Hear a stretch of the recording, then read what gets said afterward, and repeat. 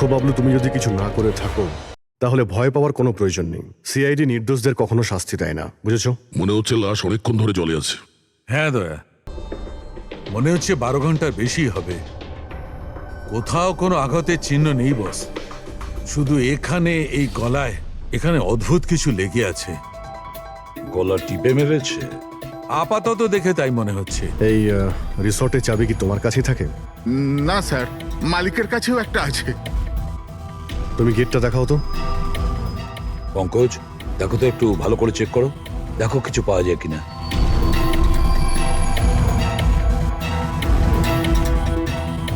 উল্টে দাও, উল্টে।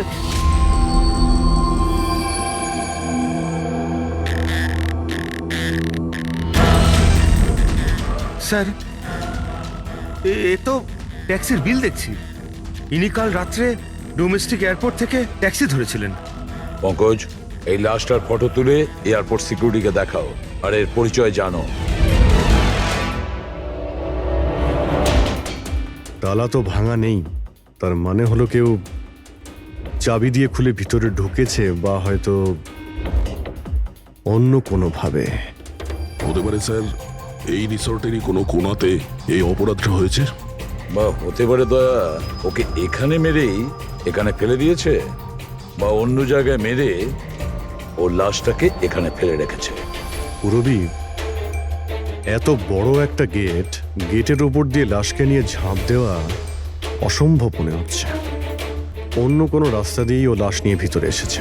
কিন্তু স্যার, ভেতরে আসবার জন্য অন্য কোনো রাস্তা নেই এটা ছাড়া। আরে তুমি আমাদের কাজটা করতে দাও না, এদিকে এসো।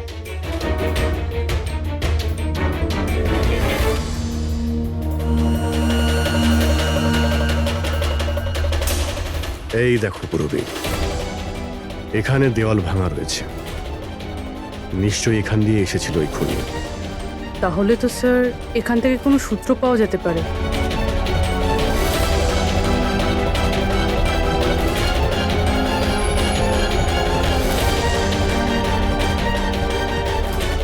এই হলো প্রমাণ, এই সোনালী সুতো।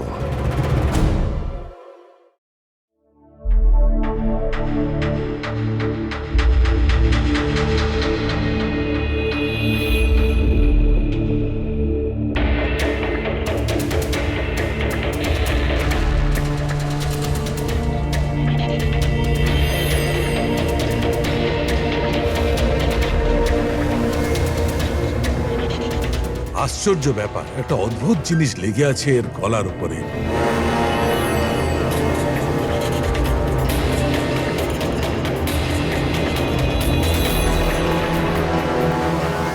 ও, কি হয়েছে স্যার?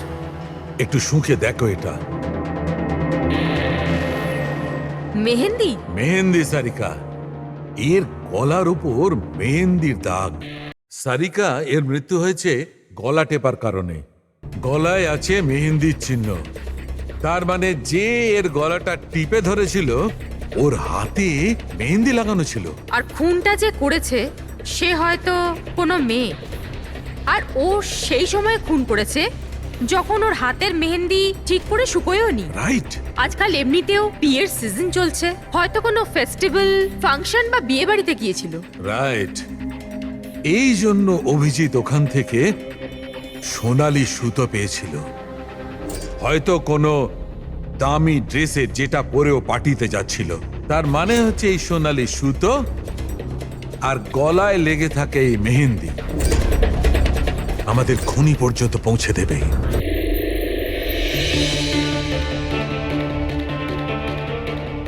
স্যার, এ হলো প্রীতি, শহরের খুব নামকরা মেহেন্দি এক্সপার্ট।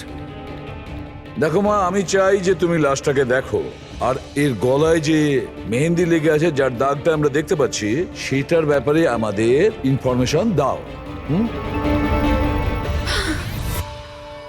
ডোন্ট ওয়ারি, ভয় পাবার কিচ্ছু নেই, আমরা সবাই এখানে আছি।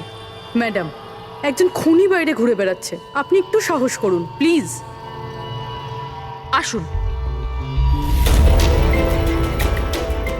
আমার মনে হচ্ছে কোনো মেহেন্দি পরা হাত এর গলাটা টিপেছিল।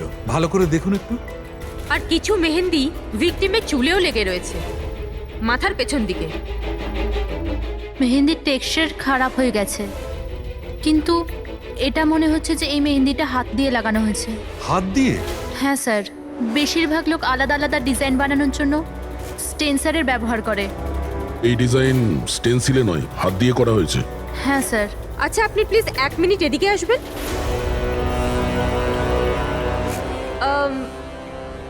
আপনি এই মেহেন্দি সম্পর্কে আর কিছু বলতে পারবেন?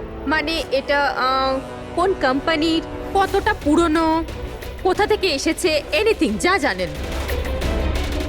স্যার, মেহেন্দির কালার, টেক্সচার আর স্মেল থেকে মনে হচ্ছে এই মেহেন্দিটা কোনো কমার্শিয়াল কোম্পানির নয়। এটা নিশ্চয়ই কেউ বাড়িতেই বানিয়েছে।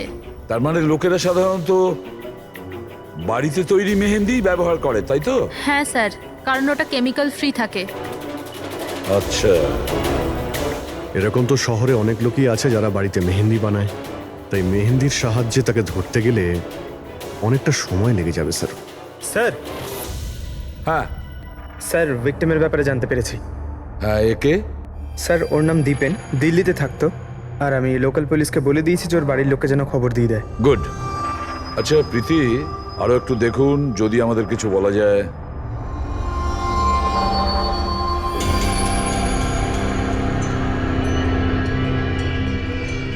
এক মিনিট স্যার। স্যার, মেহেন্দির ডিজাইন থেকে আর একটা কথা বোঝা যাচ্ছে। সেটা কি? স্যার, ওই মেয়েটার ব্যাপারে, যার মেহেন্দি এর ঘাড়ে লেগেছে। ওই মেয়েটার বিয়ে এমন একটা ছেলের সাথে হচ্ছিল যার নাম আর দিয়ে শুরু হয়। আর লেটার দিয়ে শুরু, সেটা কিভাবে জানা গেল? বেশিরভাগ নতুন বউ যখন মেহেন্দি লাগায় তো নিজের স্বামীর ইনিশিয়াল লেটার হাতে লেখায়। তো স্যার, এটা সেই ইনিশিয়াল লেটার। হ্যাঁ বস, উল্টো আর লেখা আছে। আর তাহলে আমাদের খোঁজ নিতে হবে এই সপ্তাহে এই শহরে কটা বিয়ে হয়েছে আর কটা বিয়ে হতে চলেছে যেখানে পাত্রের নাম আর দিয়ে শুরু।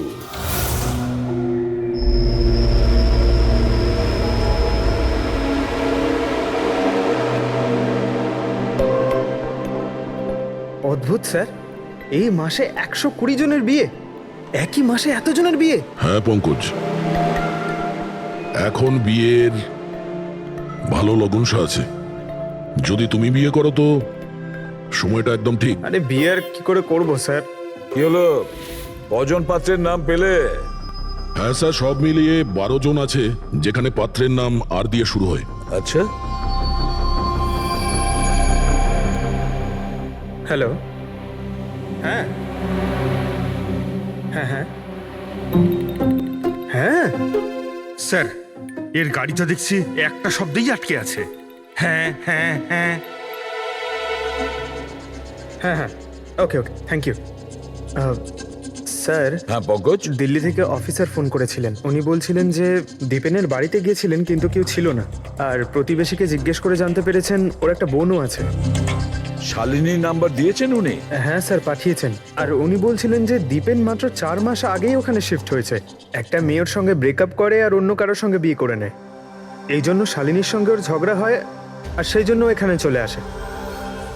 কি নাম বললে ওই মেয়েটির যে দীপেনকে মনে আঘাত দিয়েছে? ইরা। ইরা? স্যার, হতে পারে কালকে রাত্রে দীপেন ইরার বিয়ে পণ্ড করতে এসেছিল এখানে, আর ইরা ওকেই মেরে দিয়েছে। আচ্ছা, এই ওয়েডিং কার্ডসে ইরা নামের কোনো মেয়ের কার্ড আছে?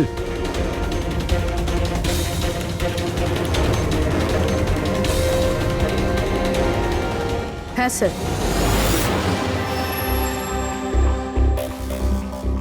ইরা ওয়েটস রোহিত, এই দেখুন। এই দেখো, ইরা ওয়েটস রোহিত, আর ওদের বিয়ে আজকেই।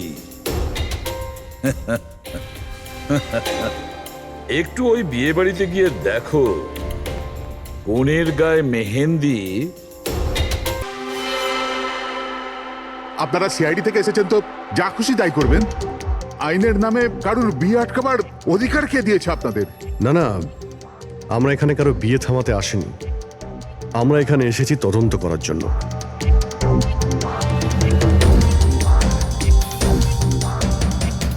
কিন্তু স্যার আপনাদের এই তদন্ত আমার বোনের বিয়ের পরেও তো করতে পারেন। যত তাড়া আছে আপনাদের এই বিয়েটা করানোর জন্য, তার থেকে বেশি তাড়া আছে আমাদের খুনিকে ধরার জন্য।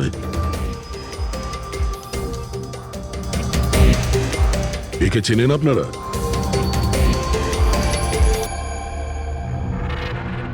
এটা তো দীপেন। মানে চেনেন কি করে? স্যার অ্যাকচুয়ালি ওই দীপেন আমার বোনকে ভালোবাসতো, কিন্তু কিছুদিন আগে ওদের ব্রেকআপ হয়ে যায়। আমি বলেছিলাম না যে চলো ফিরে যাই, কিন্তু আমার কথা শুনছে না কে? দেখো এবার সিআইডিও চলে এসেছে। জানি না কি কুক্ষণে এদের সঙ্গে আমরা সম্বন্ধ তৈরি করেছি। দেখুন, দীপেনের ঘাড়ে আমরা কিছু মেহেন্দির চিহ্ন দেখতে পেয়েছি, আর আমাদের সন্দেহ যে সেই চিহ্ন ইরার হাত থেকে এসেছে।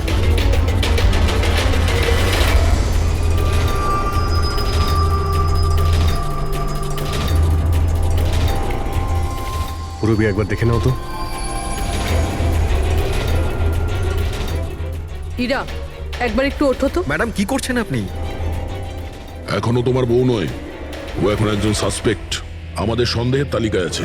আমাদের সন্দেহ যে দীপেনকে খুন করেছে। ইরা এসব কি বলছে? মানে কি? তোমার হাতটা দেখাও।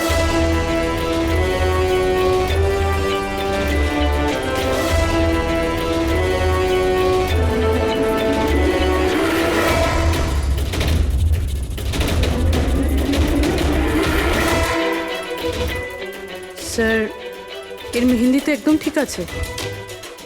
আরে তাহলে দীপেনের গলায় যে মেহেন্দির দাগ ছিল সেটা কার হাতের ছিল?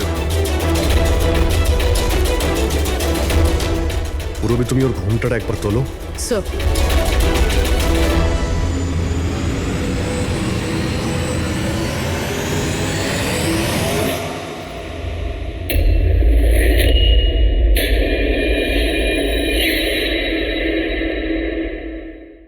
অমৃতা, তুমি এই মণ্ডপে কি করছো? আর আমার মেয়ে ইরা কোথায় বলো? অমৃতা? এ কে? এ আমার মেয়ের বন্ধু হয়। ও, মণ্ডপ থেকে তাহলে কোণে উধাও, আর কোণের জায়গাতে তার বান্ধবী বিয়ে করছে। এসব কি হচ্ছে এখানে? হ্যাঁ স্যার, ওই আসলে কাল রাতে আরে ফ্লার্ট কে করছে রে ভাই? আমি তো তোমার প্রশংসা করছি। আচ্ছা তাই নাকি? প্রশংসা করছো? হ্যাঁ, তুমিও না একদম পাল্টাবে না।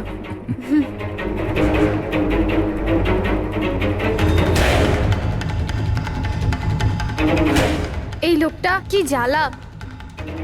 অমৃতা, অমৃতা শোনো। কার্তিক, কি হলো? ওই আমি এক্ষুনি দীপেনকে দেখলাম, ও ইরাকে টেনে নিয়ে যাচ্ছিল। দীপেন? হ্যাঁ। ওর এত সাহস কোথায়? ও ওইদিকে চলো।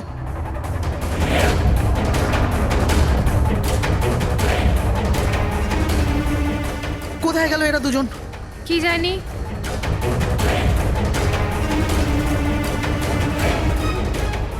এটা তো ইরার ফোন। পাওয়া যায়নি ওকে? না স্যার, ওদের পাইনি। তো দীপেন এখানে এসেছিল আর ইরাকে জোর করে নিয়ে গেছে, কিডন্যাপ করে। স্যার, কিডন্যাপ তো বলা যায় না, কিন্তু কিডন্যাপ বলা যাচ্ছে না মানে? ওই অমৃতা, এটা একটা মার্ডার কেস, আর সিআইডির কাছ থেকে কিছু লুকোনোর চেষ্টা করলেও সেটা খুব খারাপ হবে। অমৃতা, যা জানো সত্যি সত্যি বলো। স্যার, স্যার সত্যি তো এটা যে ইরা এই বিয়েটা করতেই চাইছিল না। ও তো দীপেনকে ভালোবাসতো। ও তো শুধু বাড়ির লোকেদের চাপে পড়েও এই বিয়ের জন্য রাজি হয়েছিল। অমৃতা চুপ করো। আমি তো আগে থেকেই জানতাম এরা হলো 420। আর কি কি রহস্য রয়েছে যা এখনো সামনে আসতে চলেছে?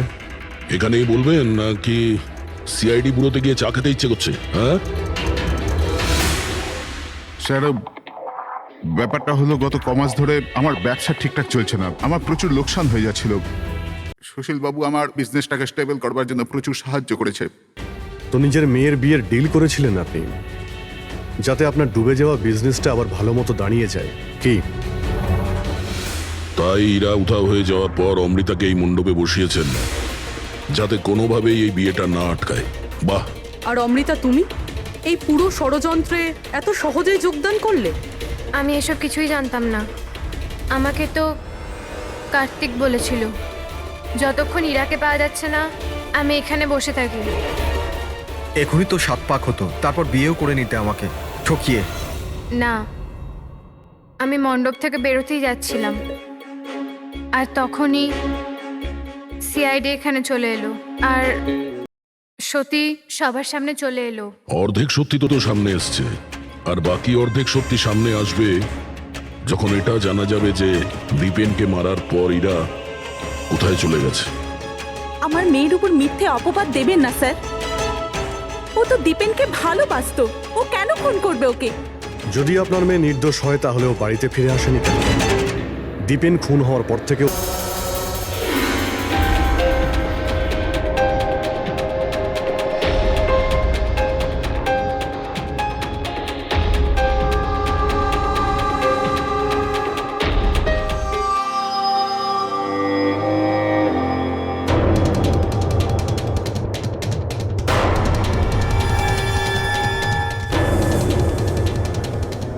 তালা?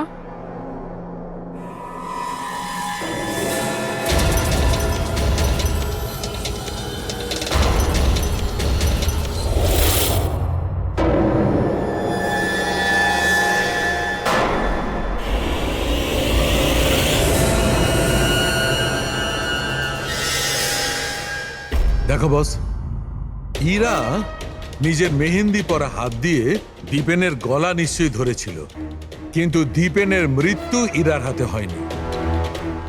দীপেনের মৃত্যু হয়েছে কি করে? এর গলার উপর এই যে মেহেন্দির চিহ্ন আছে, যখন পরিষ্কার করলাম তখন দেখলাম আর একটা দাগ আছে। এই দেখো, এইটা। আর এই চিহ্নটা হচ্ছে কোনো দড়ির, যার কারণে দীপেনের মৃত্যু হয়েছে। তার মানে দীপেনের মৃত্যু গলায় দড়ি দিয়ে টানার কারণে হয়েছে। কিন্তু যদি ইরা খুন না করে তাহলে ইরা কোথায়? আচ্ছা, এমনটা নয় তো যে ওকেও কোনো ক্ষতি করা হয়েছে? স্যার, একটা কথা কিছুতেই মাথায় ঢুকছে না। যদি ইরা এই খুনটা না করে থাকে তাহলে করলো কে? এই খুন হয়তো ইরার বাড়ির লোকেদের মধ্যেই কেউ করেছে। আর তাছাড়া দীপেনের উপস্থিতি ওরা পছন্দ করেনি। হতে পারে দীপেনের কারণে বিয়েতে কোনো বাধা আসবে, সেই জন্য দীপেনকে খুন করে দিয়েছে।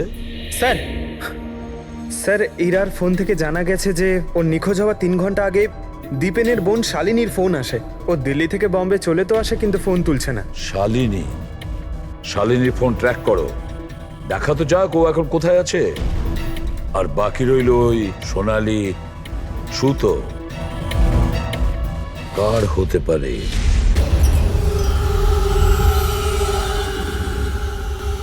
আমাকে আপনারা বলবেন এসবের মানেটা কি? আর আপনারা এই মেহেন্দি অনুষ্ঠানের জামা কাপড়গুলো এনেছেন কেন?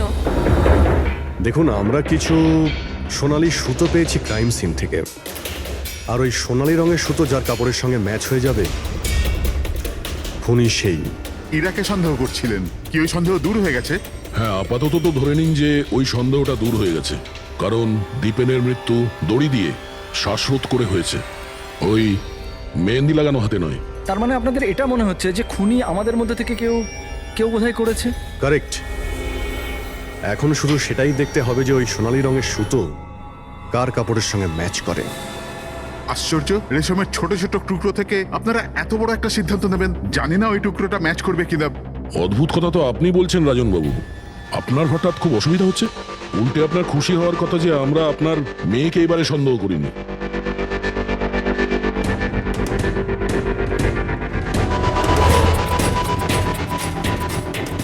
স্যার, এই সোনালি সুতোটা রাজেনের পাঞ্জাবির সাথে ম্যাচ করে। স্যার, এই দেখুন, সুতোটা এইখান থেকে ছিঁড়েছে।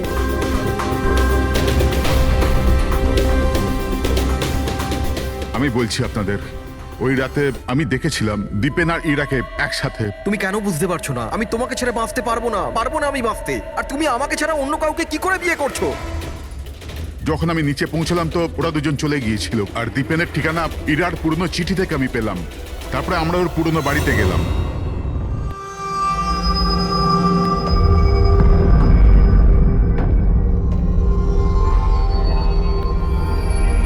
এ কি, দীপেন এইখানে?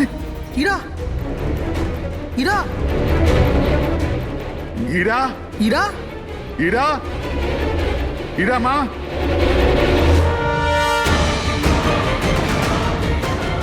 বাবা, এই দেখো, দীপেন ওর ফোনে ওর মৃত্যুর কারণ লিখেছে। কি লিখেছে এখানে? ইরা কে ছাড়া না আমার জীবনের কোনো মানে আছে না লক্ষ্য। ইরা আমার যদি না হয় কারোর হবে না। বিদায়। ও যদি আমার না হয় তাহলে কারোরই হবে না। আচ্ছা, এমনটা নয় তো যে দীপেন মারা যাওয়ার আগে ইরাকে কোনো ক্ষতি করে দিয়েছে?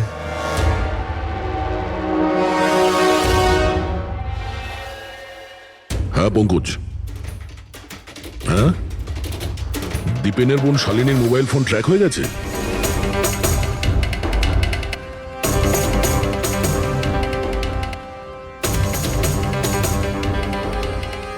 শালিনীর মোবাইল ফোনের নেটওয়ার্ক অনুযায়ী ও তো সকালেই এসে গেছে এখানে। হ্যাঁ, কিন্তু আমাদের ফোন তুলছে না কেন?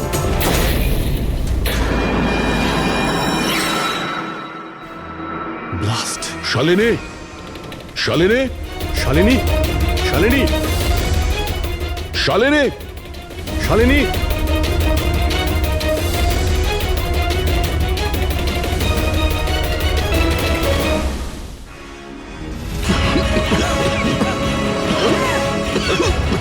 শালিনী, শালিনী,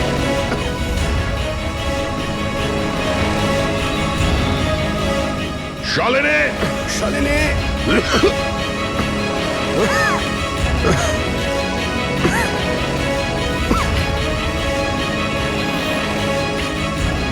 অভিজিৎ,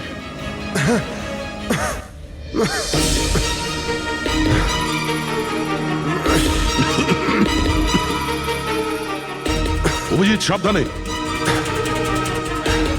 কে ওখানে?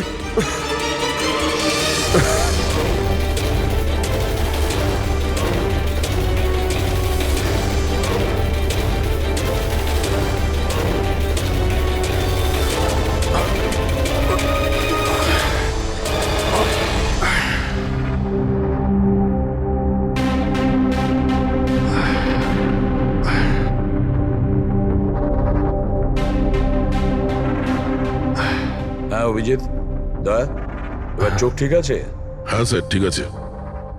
এটা তো ভালো হয়েছে স্যার, আমরা ওই বিষাক্ত গ্যাসে বেশিক্ষণ থাকিনি। কিন্তু স্যার, শালিনী আর ইরার অবস্থা খুব একটা ভালো নয়। ডক্টর ওদের দেখছে। কোন বিষাক্ত গ্যাস ছিল ওখানে? স্যার, সেটা তো জানি না, কিন্তু আমার মনে হচ্ছে টাইম স্মোক বোম ছিল ওখানে। এই দীপেন স্যার পুরো প্ল্যান করে রেখেছিল। আত্মহত্যার পরে ও ইরাকে ওর রাস্তা থেকে সরাতে চেয়েছিল। হ্যাঁ স্যার, ও তো সুইসাইড নোটে লিখেও ছিল যে ইরা যদি ওর না হয় কারোর হবে না। স্যার, হ্যাঁ ডক্টর, ইরা কেমন আছে? স্যার ও এখন আউট অফ ডেঞ্জার, কিন্তু ওর এখনো জ্ঞান ফেরেনি। আচ্ছা, আর Shalini? I am sorry sir, আমরা ওকে বাঁচাতে পারিনি।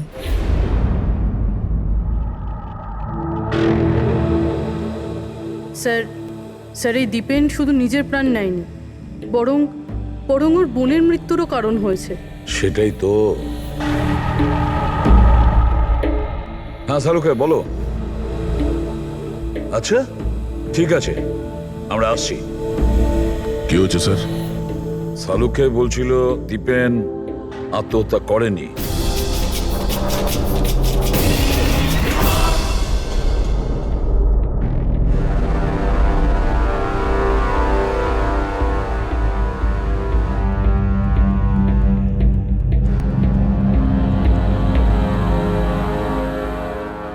আরে বলে ফেলো না শালুকে, একবার ফাইনালি বলে দাও, দীপেন আত্মহত্যা করেছে নাকি ওকে খুন করা হয়েছে? বস, আমি জানি যে তোমরা খুবই বিরক্ত হচ্ছ। তোমাদের মনে হচ্ছে শালুকে কোনো কথাই বলছে না। কখনো বলছে ইরা দীপেনকে হত্যা করেছে, কখনো বলছে যে দীপেনের হত্যা ইরা করেইনি। কখনো বলছে দীপেন আত্মহত্যা করেছে, কখন বলছে দীপেন আত্মহত্যা করেনি। কিন্তু আমি কি করব ভাই, এই কেসটার সূত্র খুব অল্প অল্প করে আসছে। আরে স্যার, যে প্রমাণ পেয়েছেন সেটা নিয়ে কিছু বলুন না। দেখো বস, যখন কোনো মানুষকে ফাঁসির দড়িতে ঝোলানো হয় আর যখন দড়িটায় টান পড়ে তখন ওর শ্বাস বন্ধ হতে থাকে, আর তখন সে শ্বাস নেওয়ার জন্য ছটফট করে, তার ঘাড়টা নড়তে থাকে, আর ঘাড় নড়ার কারণে ফাঁসটা চেপে বসে, আর ওর ঘাড়ের ঠিক পেছন দিকে ওই ফাঁসির দড়ির গিঁটের চিহ্নটা দেখা যায়।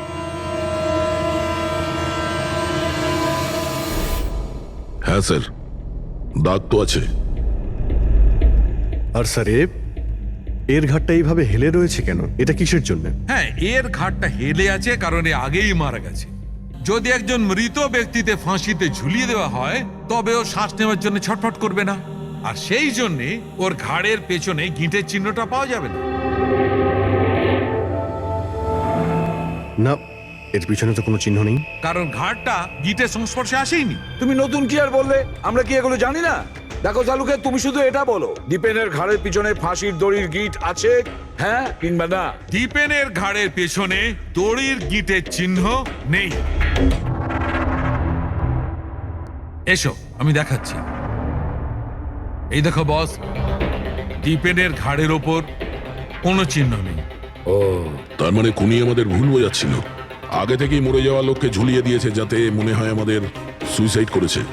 অনেক লম্বা প্ল্যানিং করেছিল।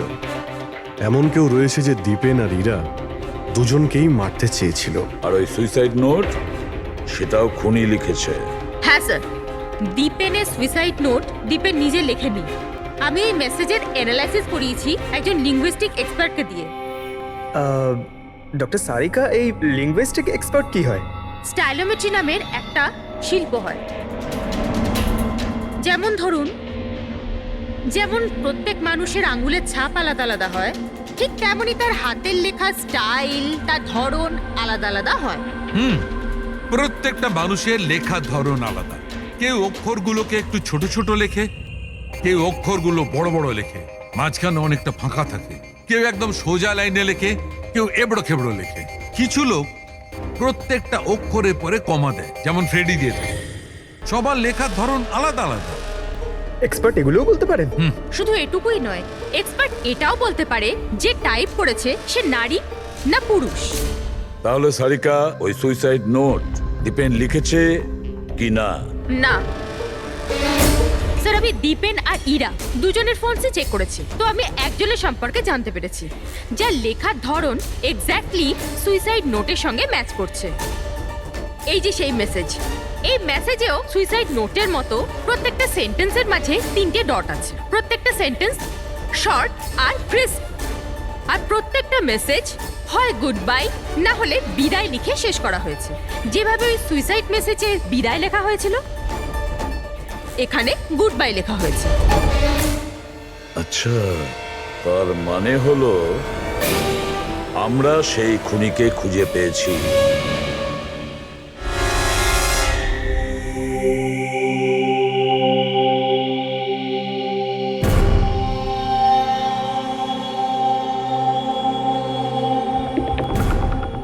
হ্যাঁ, হুমকি দিচ্ছি, কি করবি তুই? সিআইডির সামনে কাউকে হুমকি দেওয়া ভালো কথা নয়। কিন্তু আমি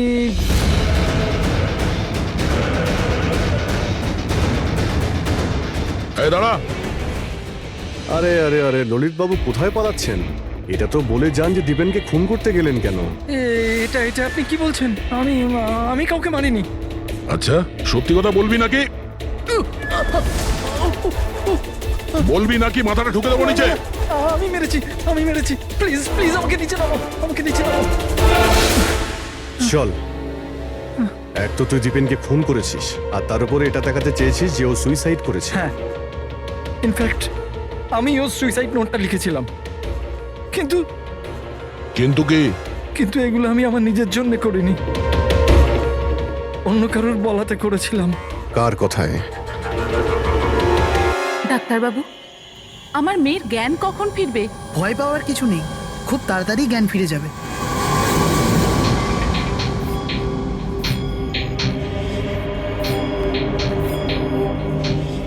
ললিত,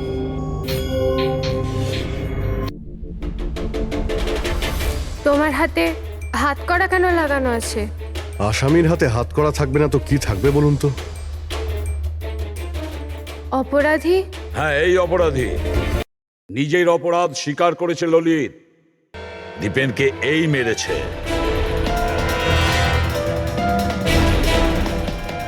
ললিত, এনারা সবাই কি বলছেন আর তুমি কেন করলে এইসব? দেখলেন স্যার, অবাক হওয়ার কি সুন্দর অ্যাক্টিং করছে এরা।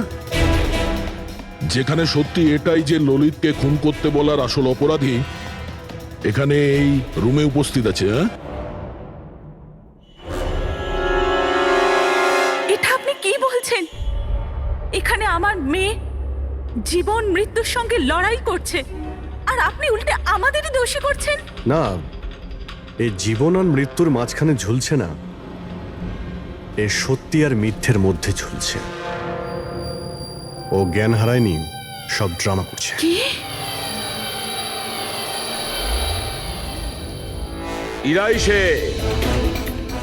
ইরাই ললিতকে বলেছে দীপেনকে মেরে ফেলার জন্য। এই কি সব কথা বলছেন আপনারা? অবস্থা দেখুন এর। আপনাদের মনে হয় যে এ জেনে শুনে বিষের কন্ট্যাক্টে গেছে? স্যার, ইঞ্জেকশন লাগিয়ে দিই? হ্যাঁ হ্যাঁ, নিশ্চয়ই, তাড়াতাড়ি। এটা কিসের ইঞ্জেকশন লাগাচ্ছেন আপনারা? সত্যি কথা বলার, এই ইনজেকশনে একটা কেমিক্যাল আছে যেটা শরীরে যেতেই মানুষ সত্যি কথা বলতে শুরু করে।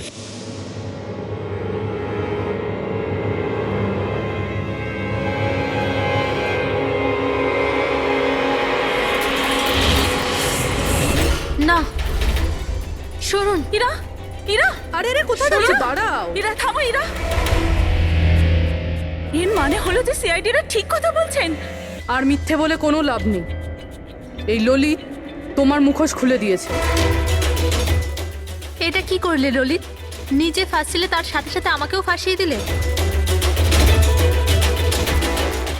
এরা এই প্রতিজ্ঞাটাই তো আমরা করেছিলাম ভালোবেসে, যে আমরা একসাথে বাঁচবো আর একসাথে মরবো। কি তোমরা দুজন একে অপরকে ভালোবাসো? এসব কবে? ইরা, তুই তো দীপেনকে ভালোবাসিস। হ্যাঁ, ও চাইতো, কিন্তু হঠাৎ করে ললিতকে ভালোবেসে ফেলে। আর এই সব কিছু করেছে ও নিজের বিয়ে ভাঙার জন্য। কিন্তু ভাগ্যক্রমে ইরার কাছে শালিনীর কল আসে যে দীপেন ইরার বিয়ে আটকাতে এসছে। আর ইরা খুব বড় প্ল্যান করেছিল। দীপেনের কাঁধে বন্দুক রেখে ও গুলি চালাতে চেয়েছিল।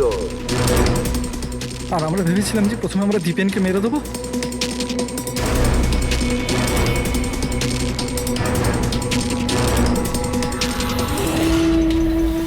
আর অনেক দূরে গিয়ে তোমরা ঘর বাঁধবে, কিন্তু ভুলে গিয়েছিলে তোমরা যে অন্যায়ের পথে কখনো সাফল্য আসে না।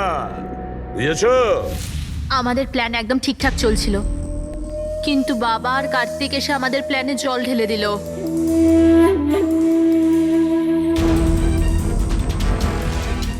আর তারপর আমাদের একটা নতুন প্ল্যান বানাতে হলো। আর ওই নতুন প্ল্যানেও আমার মরার অ্যাঙ্গেলটা ছিলই। বোমের ব্যবস্থা হয়ে গেছে। তুমি বোম ঠিক করে চেক করেছো তো? হ্যাঁ হ্যাঁ, করে নিয়েছি। কিছুক্ষণের মধ্যে বোম ফেটে যাবে। আর লাশের বন্দোবস্ত করেছো? হ্যাঁ, অসুবিধা ছিল, কিন্তু কিছু টাকা দিয়ে ওই লাশটাও পেয়ে গেছি। ব্যাস, তাহলে হয়ে গেছে কাজ। আমি লাশকে আবার নিজের জামা কাপড় পরিয়ে দেবো, আর যখনই বোম ফাটবে তখন সবার মনে হবে যে দীপেনের সাথে সাথে আমিও মরে গেছি। আচ্ছা, আমি বোমটা চেক করেছি। ওকে,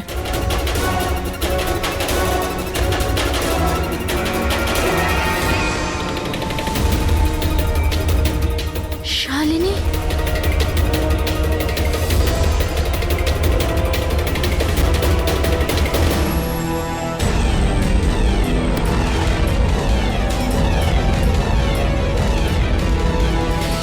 আর সেই কারণে তুমি শালিনীকে মেরে ফেলেছো। তো আর কি করতাম? সব দেখে নিয়েছিল, কোনো উপায় ছিল না। কিন্তু একটা কথা বোঝা গেল না, যে ওই বিষাক্ত গ্যাস ব্যবহার করেছিলে কেন? বিষাক্ত গ্যাস দিয়ে তো মুখ বদলে যাবে না ওই মর্গের মৃত লাশটার? হ্যাঁ, তাহলে তুমি এটা কি করে ভাবলে যে আমরা ওটাকে তোমার লাশ ভাববো? আমরা বিষাক্ত গ্যাস ব্যবহার করতে চাইনি, আমরা ওই বাড়িটাকে বোম দিয়ে ওড়াতে চেয়েছিলাম। কিন্তু এই ললিত ললিত ভুল করে কি বোম নিয়ে এসেছিল যেটা ফাটলোই না, ফুস হয়ে গেল। আর এর আগে আমরা আরেকটা বোমের ব্যবস্থা করতাম, আপনাদের গাড়ি আসার আওয়াজ আমরা শুনতে পেলাম, তখন আমাদের প্ল্যানটা চেঞ্জ করতে হলো। আর ও আমাকে ওখানেই বেঁধে চলে গেল, যাতে সবার মনে হয় যে অপরাধ আমি করিনি, আমার সাথেই হয়েছে। আর তারপর আমি বাড়ির অন্য একটা দিকে গিয়ে লুকিয়ে পড়লাম, যেখানে কোনো গ্যাস ছিল না। আর তারপর আমি ওখান থেকে প্রাণ বাঁচিয়ে পালালাম। আমরা এটা চাইছিলাম যে আপনাদের যাতে মনে হয় এই সমস্ত কাজকর্ম দীপেন করেছে। ও নিজে তো আত্মহত্যা করে নিল, কিন্তু ইরাকে মারতে অসফল হয়েছিল। নিজেদের জীবনটাকে সুন্দর করবার জন্য একটা নয়, দুটো নয়, তিনটে প্ল্যান করেছিলে তোমরা, আর দুটো নিরীহ লোকের প্রাণও নিয়েছো তোমরা। এবার জেলের গড়াদের পেছনে পৌঁছতে পৌঁছতে প্ল্যান তৈরি করো ফাঁসি থেকে নিষ্কৃতি পাওয়ার জন্য। আমার বন্ধুকে সাহায্য করুন, ও বিপদের মধ্যে রয়েছে। কি বলছো কি তুমি? কি হয়েছে তোমার বন্ধু? ম্যাডাম, শশাঙ্ক কাল রাত থেকে নিরুদ্দেশ, ওর কোনো খোঁজ খবর নেই। তুমি মিসিং কমপ্লেন লিখিয়েছো? ওতে কিছু হবে না ম্যাডাম, ওতে কোনো লাভ নেই। আমি জানি ওর কিছু একটা হয়েছে। কাল রাতে ও মুম্বাইয়ের কোনো সুন্দরনগর এলাকায় ফক্স হান্টিং করতে গেছিল। কি? মুম্বাইতে শিয়ালের শিকার? এই মন দিয়ে শোনো, তুমি যদি সিআইডির সঙ্গে মজা করার চেষ্টা করো তাহলে কিন্তু এর ফল খুবই খারাপ হবে। তোমার লোকেশন ট্র্যাক করতে 2 মিনিট লাগবে আমাদের, আর গ্রেপ্তারও করতে। আমি সত্যিই মজা করছি না স্যার, সত্যিকারেরই ওর প্রাণ সংশয় রয়েছে। আপনি প্লিজ যান, ওকে খুঁজুন। ওর নাম জিজ্ঞেস করো। তুমি কে বলছো? স্যার, আমার নাম রাজীব কুমার। রাজীব, এই ফক্স হান্টিং এটা কি? স্যার, আমি আপনাকে ওই ব্যাপারে পুরো ডিটেলসে বলবো, কিন্তু তার আগে কিছু হয়ে না যায়। আপনি প্লিজ সুন্দরনগর যান এবং ওকে খুঁজুন। রাজীব শোনো, 1 মিনিট। রাজীব, হ্যালো।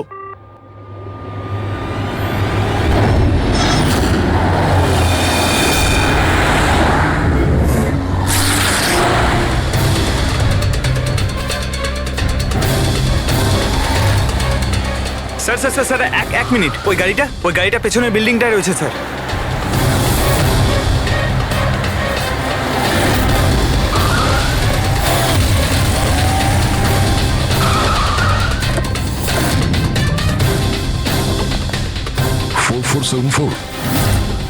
স্যার, শশাঙ্কর গাড়ির নাম্বার তো এটাই। যদি এটা ওর গাড়ি হয় তাহলে তো ও এখানেই থাকবে।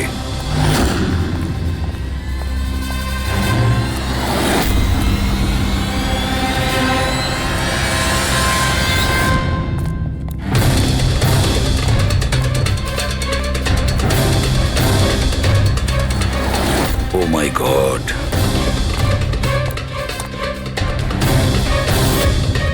হি ইজ ডেড স্যার। বন্ধু যা ভয় পেয়েছিল তাই হলো। ও জানতো এর প্রাণের ঝুঁকি আছে, তার মানে ও নিশ্চয়ই জানে যে কে একে মেরে ফেলার চেষ্টা করেছিল। প্রবি, ওকে একটা ফোন করো তো।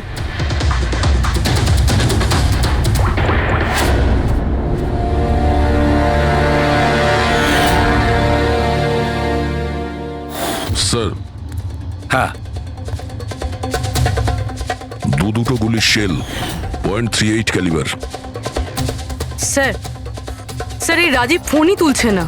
স্যার, এই রাজীবের প্রাণেরও সংশয় নেই তো? স্যার একটা কথা বুঝতে পারছি না, কেউ শহরের এই এলাকায় কেউ শেয়ালের শিকার কেন করতে আসবে? শিকারী নিজেই শিকার হয়ে গেল। এখানে তো আমার যত দূর চোখ যায় আমি একটাও শিয়াল দেখতে পাচ্ছি না। পঙ্কজ, চুপ করো। এই ফক্স হান্টিং একটা সিক্রেট কোড। এর রহস্য শুধু রাজীবই ভেদ করতে পারে। রাজীবের বাড়ি গিয়ে খোঁজ নিতে হবে।